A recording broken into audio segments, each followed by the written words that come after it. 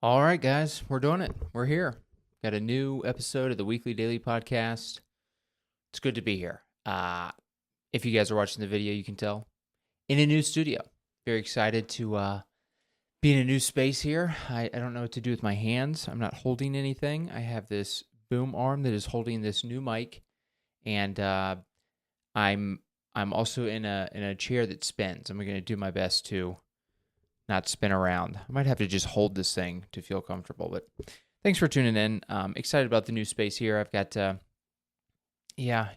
make a lot of money. I rented out a space in my own bedroom, actually. My bed is 1 foot behind the camera right now. So let me know what you think. If you're watching the video, let me know. I'm going to scoot up here a little bit, get a little comfy, seated in the back here. But yeah, I went all out, guys. I'm trying to upgrade things. I got a new desk here. I've got some fake wood banner behind me. Looks pretty fancy, huh? Yeah, cost me about $12. Got this new setup here. This new mic. Hopefully it sounds okay. I don't know. We'll see what it comes out. What it looks like after editing, but hopefully it's not worse than the last one. I imagine it should be pretty good. But yeah, thanks for tuning in, guys. I also have. We'll see how this works out. I have a maintenance request in for this heat that the apartment has been dealing with. And by the way, I shut the window, no AC on. It's about 80 degrees. If I start sweating and dripping sweat in about 6 minutes, don't judge me. Just let it happen. Okay, don't be weird about it. But I did put in a maintenance request, and the property manager, was like, yeah, we'll send somebody tomorrow. And then he sent another email. He's like, we'll send somebody today or tomorrow. And I was like, oh boy, I better do this podcast real quick. And he might walk in. He might walk into the door, and it might be the weirdest interaction I've had in a long time. So we'll find out together. But it's been a busy week, guys. It's always busy. It's been good. I don't know what I might try to do like a different format with the pod here. I've got a desk here. I've got my laptop here. I might look at Facebook and Instagram while I'm doing the pod. And if something interesting comes up, I'll go, wow, you're not going to believe it, guys. So we'll see. But it's been a good week. What do I got here? Oh, wow. That's funny. That was last week's stuff. But yeah, so new pod, got the new studio. Let me know if you like it in the comments. I'm trying to level things up, but I didn't just decorate I don't know why I'm doing Trump hands there.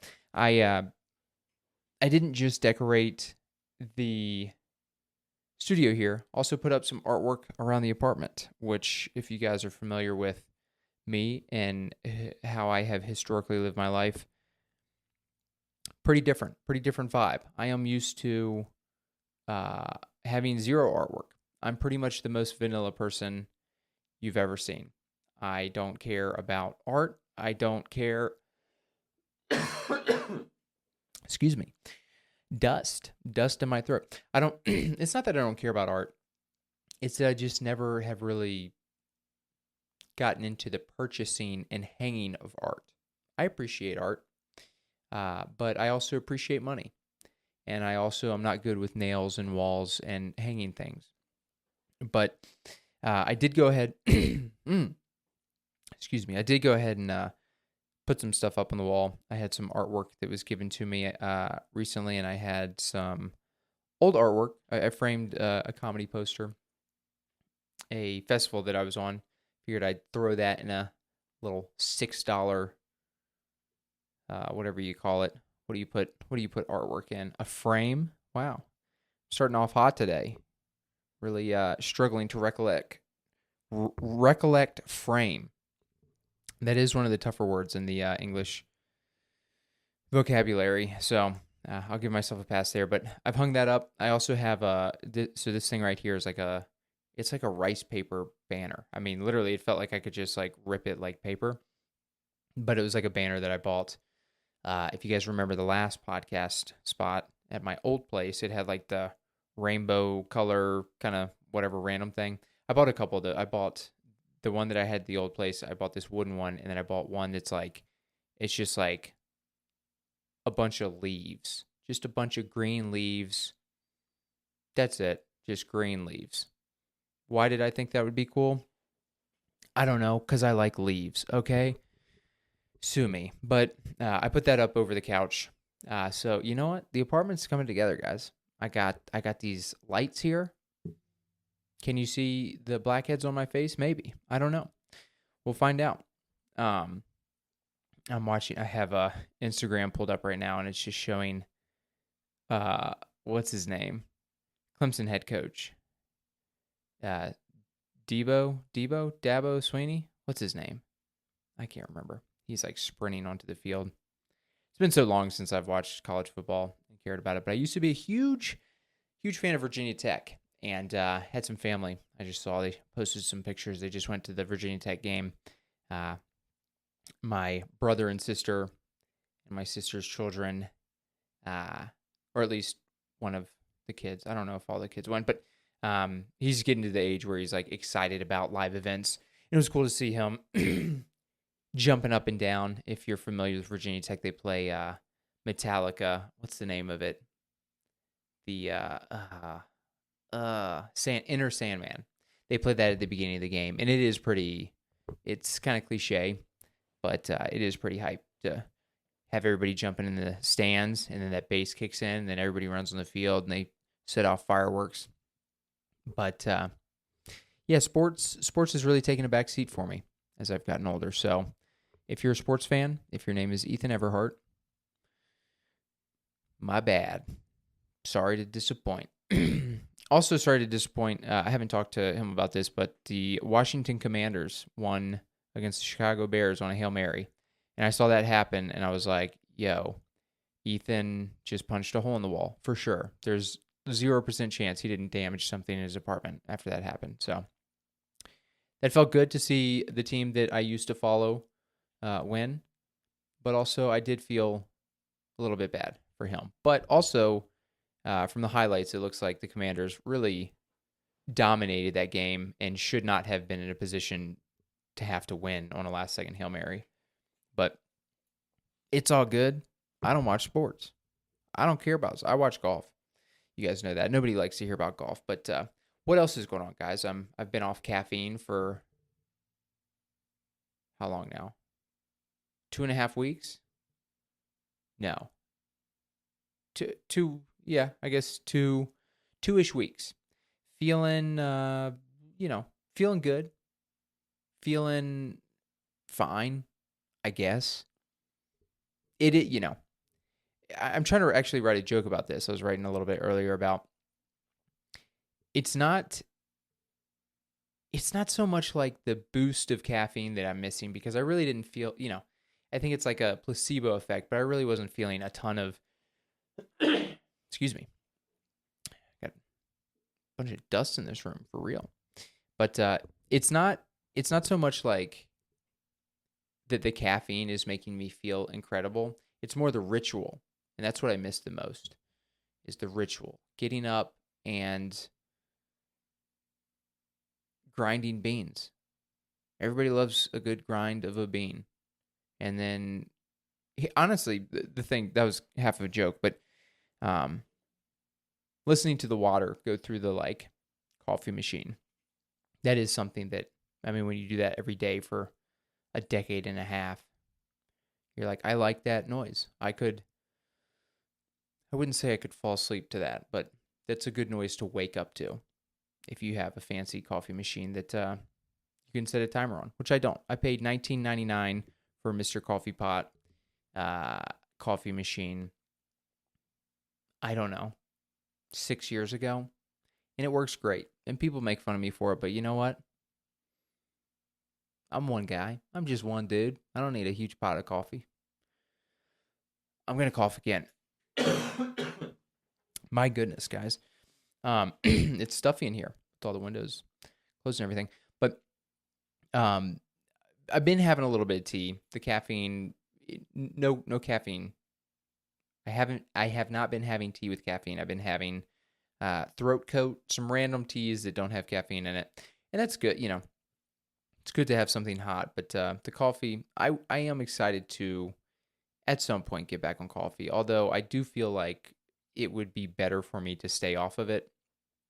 But man, cup of coffee in the morning, cup of coffee, going for a run, doing a little coffee, doing the pod. I, you know, I bet I would give a little bit more energy. Probably be a little more interesting, a little more riff-raff going on, if you know what I'm saying. But man, this is going to be the worst podcast ever. It's just going to be me clearing my throat. But like I said, it's been a busy week. It's been fun. I did some exciting stuff throughout the week, starting with something I did yesterday on Sunday. Went to a where did I go to? It's called a farmer's market. Man, I tell you guys what, I probably should get back on coffee. I've already, I blanked on farmer's market. I blanked on picture frame.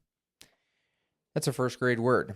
And I don't know if you guys can tell, but I went through first grade a while ago.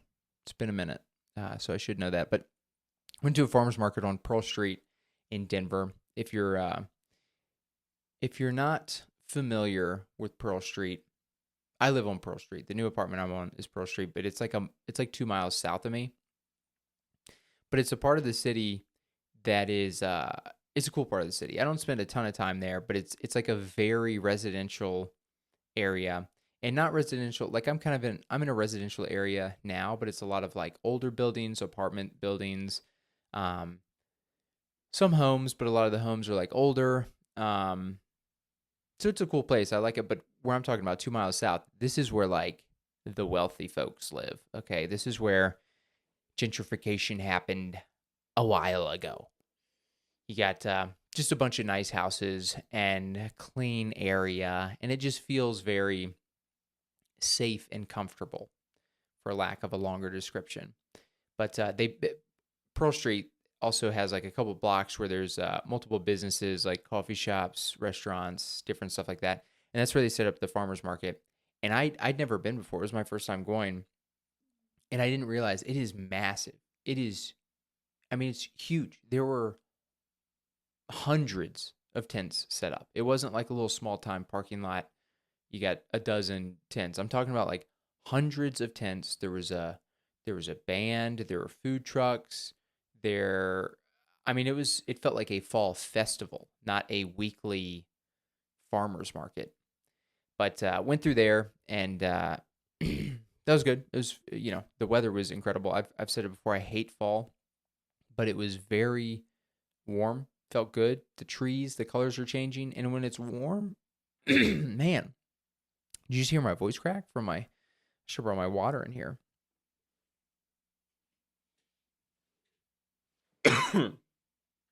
I did bring my water in here, but it's at my feet, so I'm going to acrobat it over here. Man. This is going to be... oh.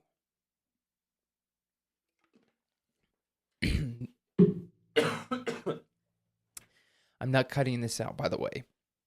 No time for editing. My Lord. You guys ever have that?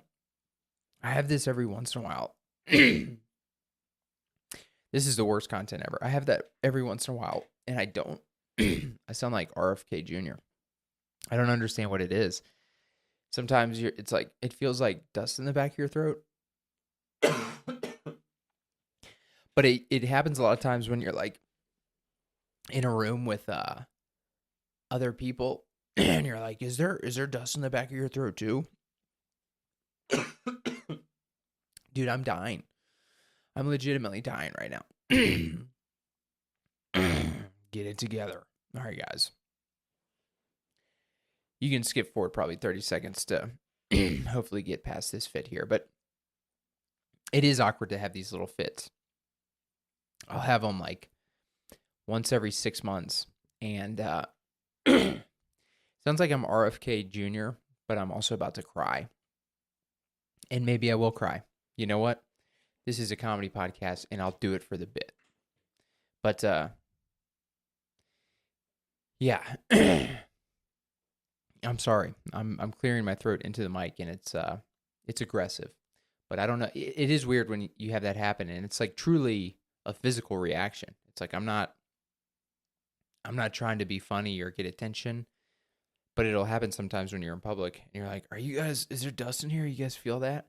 And they're like, "No, I think just something is wrong with you, and you should deal with that in private, so we don't have to hear you." But I think we made it through.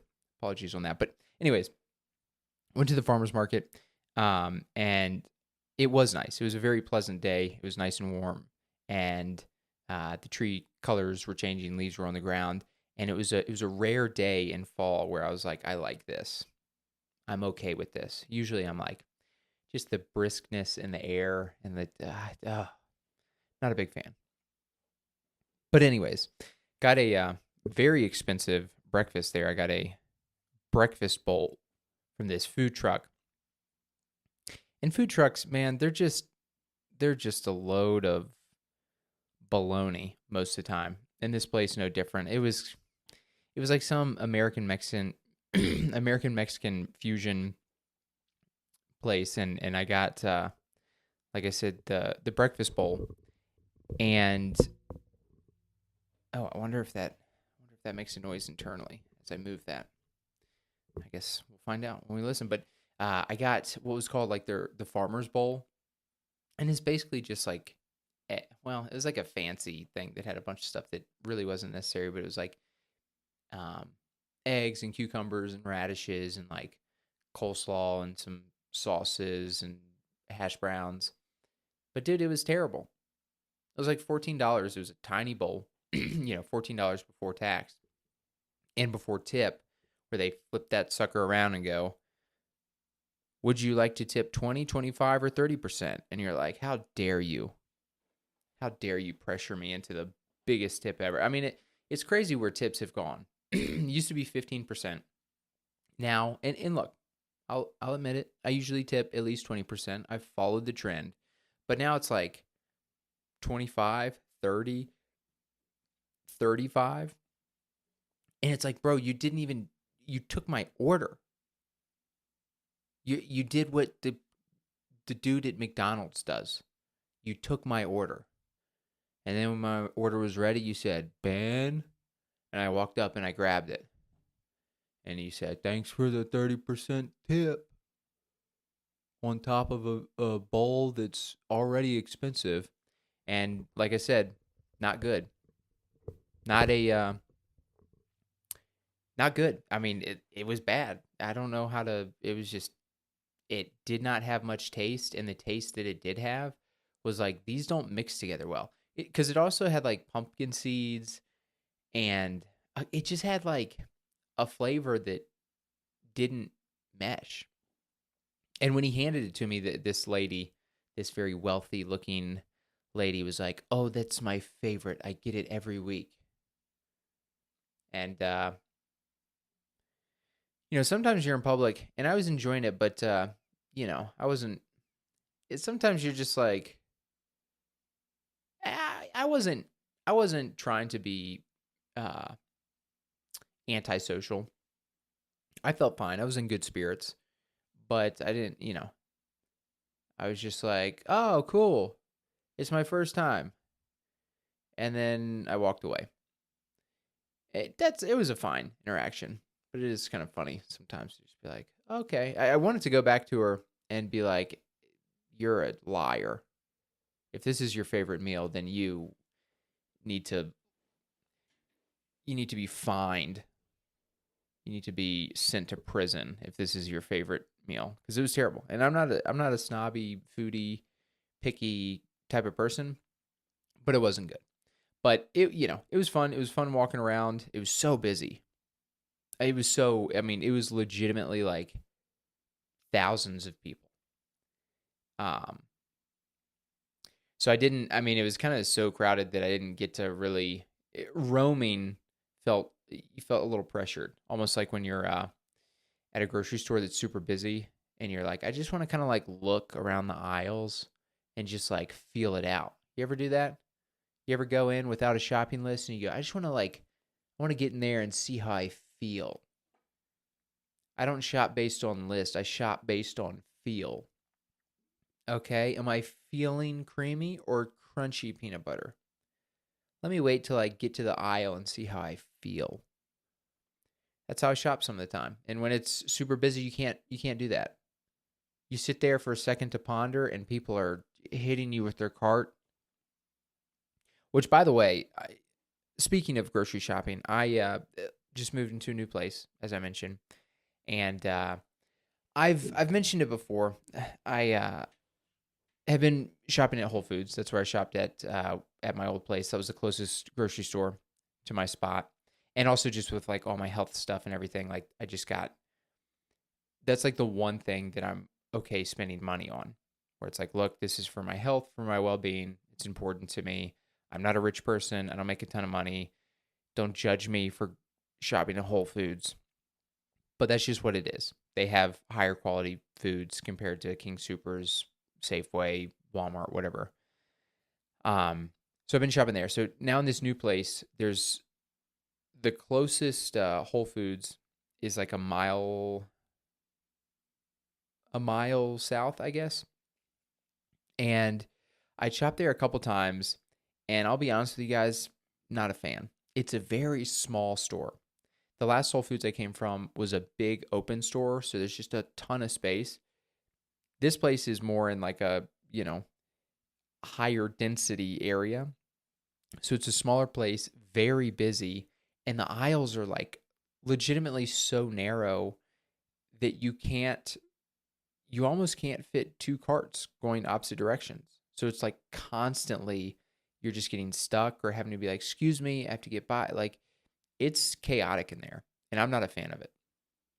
And also, it's just funny, like going to a different store where you're like, I don't know where anything is at all. And I, that upsets me. I like routine and I like knowing where the frozen salmon is and the roasted almonds. And it took me 15 minutes to find it because I'm too stubborn to go up to an employee and go, excuse me, can you help me find these couple things that I'm trying to find? With that said, I actually went to so that's where I've gone a couple times, but then most recently I went to another Whole Foods, which is also very close. It's in Cherry Creek, which is like the super rich, fancy area. But I noticed that it had like a bigger parking lot, and I've driven by it multiple times, and it just looked like a bigger store. So I went there, and it is much bigger. It's much more uh, ideal for me and what I'm looking for. But checking the time here, seeing where we're at. Um, with that said, though, I also like the new Cherry Creek store a lot better. It's bigger, but it also has stuff. The Wash Park one that I was going to initially, that's super small, they were out of like everything. I'm not kidding. Like half of the items that I was trying to get were just wiped out on the shelf. And I'm not talking about one time. I'm not talking about going like, you know, Saturday or Sunday night after everybody goes in and like they haven't restocked yet. I'm talking about like every time I have gone, they're like out of some main common items that I buy. And I'm like, you know what? I'm writing a letter to Congress, okay?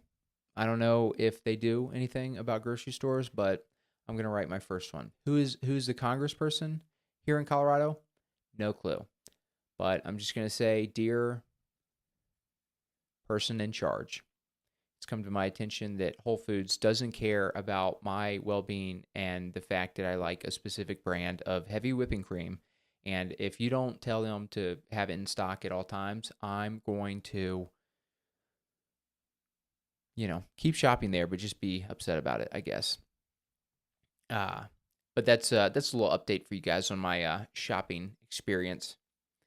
Um, I what else we got going on here? It's the holiday season. We're coming up on. I guess this is coming out on the 30th, so the day before Halloween. So we can talk about Halloween a little bit. I've said it before. I think I said it last episode.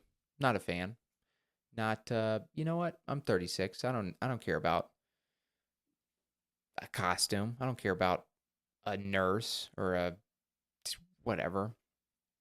I don't even know what the popular costumes are nowadays. But what I will say is, I don't like Halloween for a lot of reasons. But I think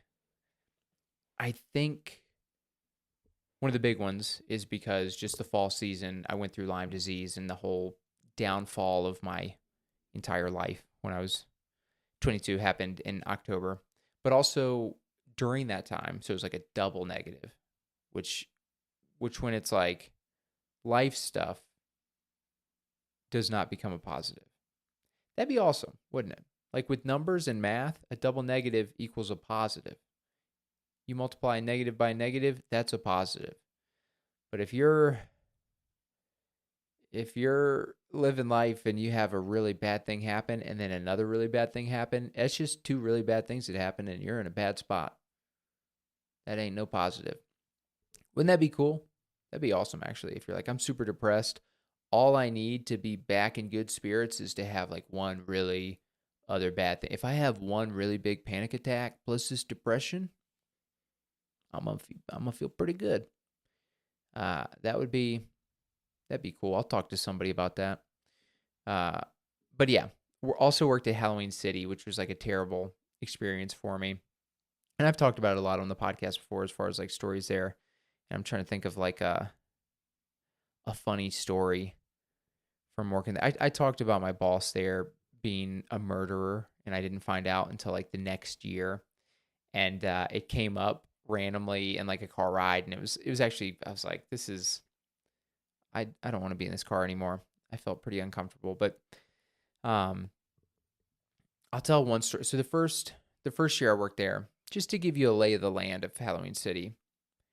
Again, it's they basically just set up shop in abandoned retail spaces, like just wherever they can find someplace that's been vacant for 3 years. Or like that's the spot. That's the spot we're gonna set up from end of August until November 1st. And then what they do is they bring in an 18-wheel truck that has costumes and decorations and things that are half broken and half missing and have not been able to get sold for the past decade. And they just dump it out. And then they have a bunch of degenerates, myself included, hang this stuff up in a makeshift store. And then, I mean, and obviously they use people that they've hired, but just to go back to the people they hire whoever. They don't care. They hired the manager who murdered somebody. Okay. They hired people that didn't care at all, people that walked out. I mean, half the employees that I worked with, I remember one girl that I worked with, she had what's the like my legs are tired, fibromyalgia, I think it is. That's what she claimed. She was like 24, and I mean, she was full of excuses. I don't know how she, again, they hired anybody. I was going to say, I don't know how she got the job, but they hired legitimately anybody. And she would sit in the back of the store at the changing room station and just sit. She wouldn't do anything. She would literally just sit there for like a 4 or 6 hour shift. And that was it. And I remember one time she needed a ride home. So I drove her back to her place, but I also had the money, so I had to drop it off at the bank to deposit it at the end of the night. And I did that. And for some reason, she was like, "You're so brave. You're so brave for like doing that's so scary to drop off money at the." And I was like, "Yo, this is Lynchburg, Virginia. I'm at a Wells Fargo at 9:07 p.m. I think it'll be fine." Also, I was making $9 an hour. If somebody came up to me and said, "Give me all your money," you go, "Yes, sir. Here it is. Take it. Here's $400.17. We made it. It's Halloween City today." But that was, I mean, there was another guy who would walk out. He would get frustrated and he would just walk out and they wouldn't fire him. They'd be like, "Well, we need him for the rest of the season." There was a boss that I had. So this is what they had regular employees that probably all made minimum wage. Then they had a general manager and then an assistant manager. But in between those two, they had an executive assistant manager, which is like the dumbest. You're like, what does that even mean?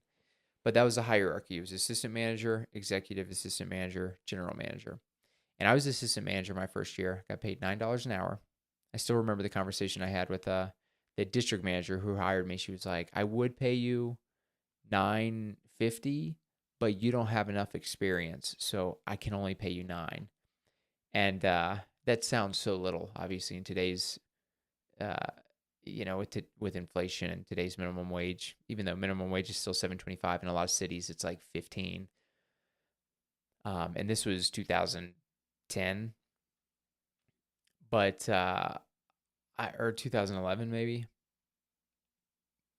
But it was so funny because even though that's so low, I still remember being like, "This is the most money I've ever made. I'm so excited."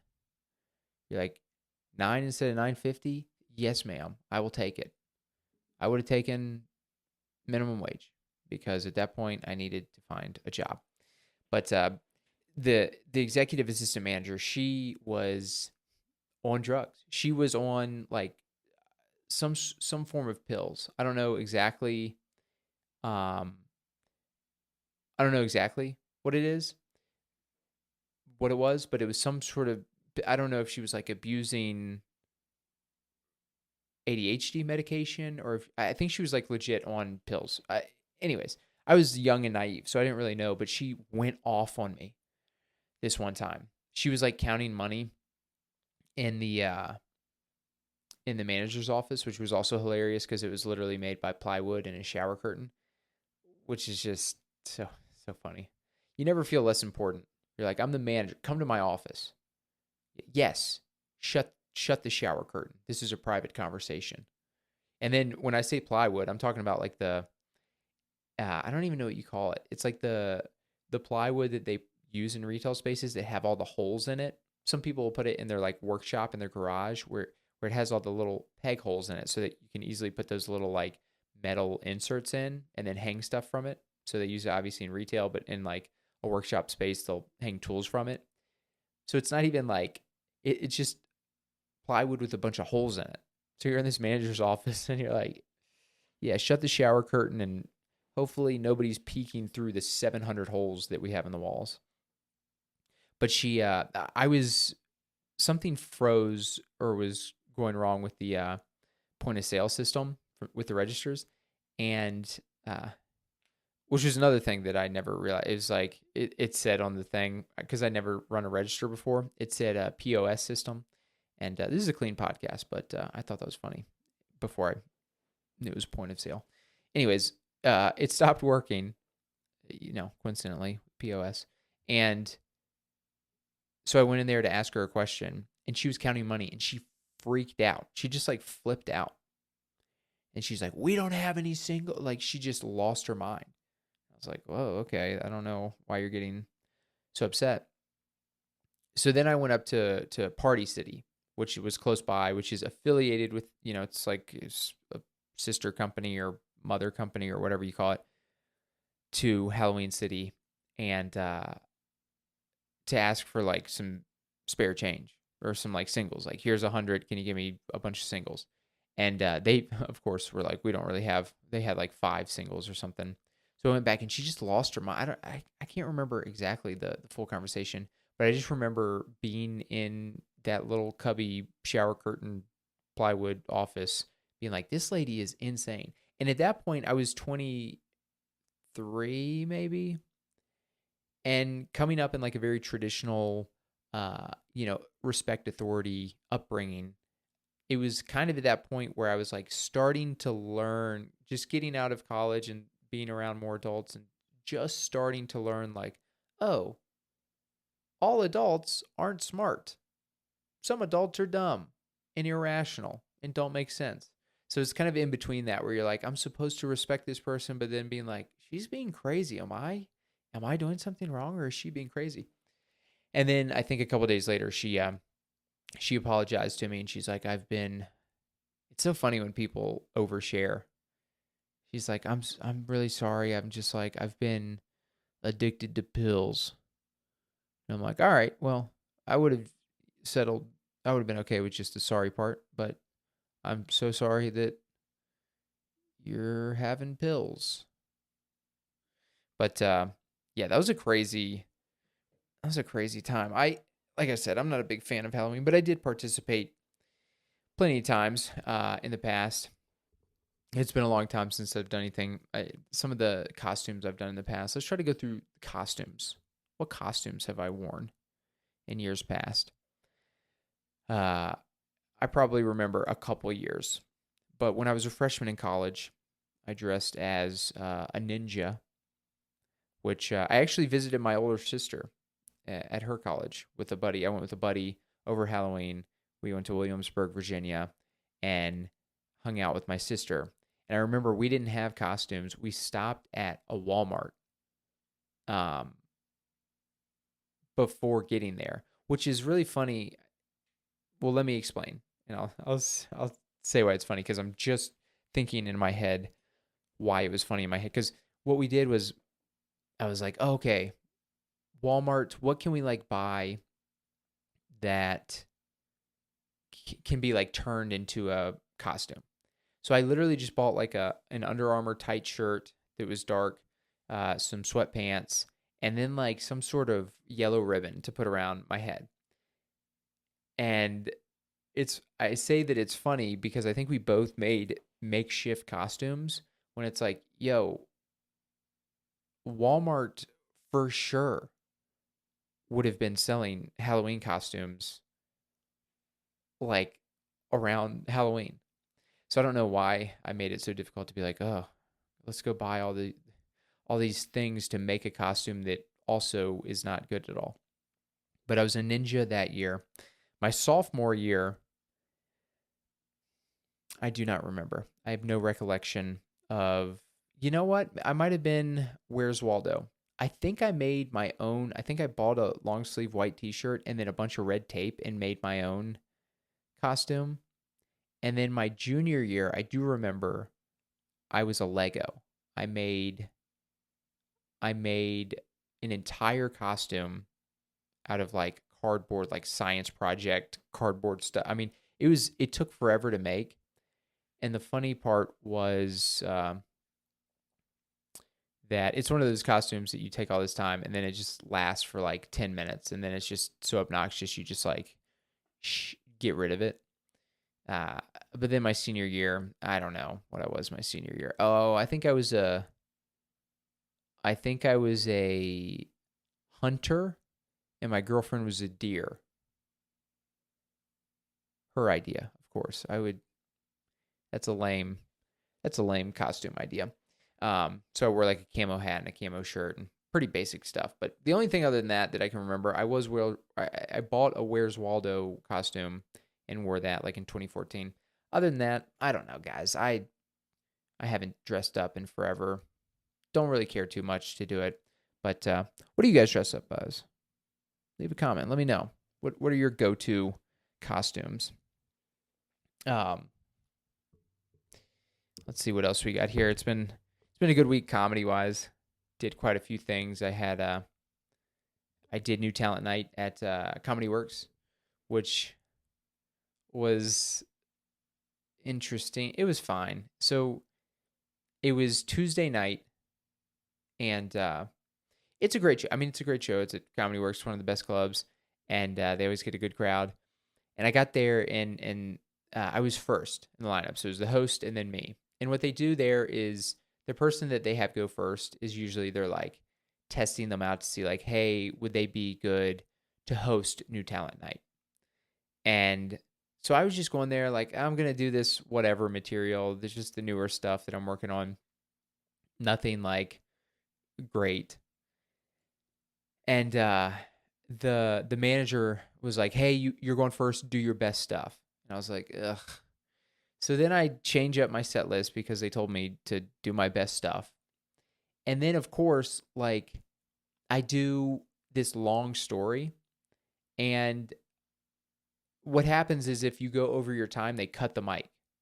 So I do this long story that has this big final punchline. And my mic got cut. I didn't get to do the last punchline. So it just ends, just me telling this story and then no resolution to the story. And you're just like, oh, that's so funny. I changed my set list up to try to do the good stuff. And I didn't even get to like, if you don't get to finish the story, it's kind of weird to be like, hey, I do all this build up and then the mic's cut. I'll see you guys later. Maybe you can find out another time what I was gonna say.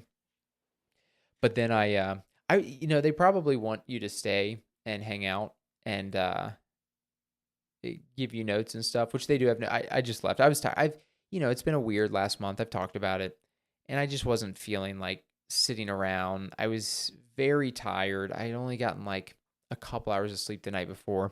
I was just all over the place. So that was fun. I mean, it was fine. The set was fine. It's not like I crumbled on stage or anything, but just going first and trying to build momentum and then not getting to do the big payoff at the end is kind of funny. So then I just left and enjoyed the rest of my evening. But it's always fun to do New Talent Night.